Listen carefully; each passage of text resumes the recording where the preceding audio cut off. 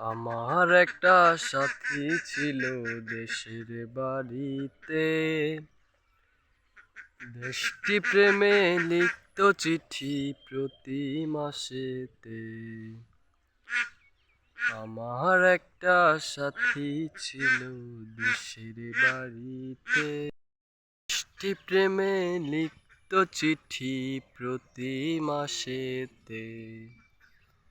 হঠাৎ একদিন খবর এলো সাথীর নাকি বিয়ে হলো আমার অজান্তে। এখন বলো দেশে যাব কার আশাতে।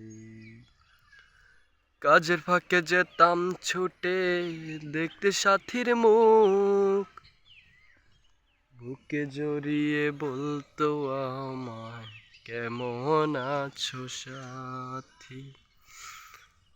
তোমায় ছাড়া একলা ঘরে কেমনে থাকি ভালো সাথী।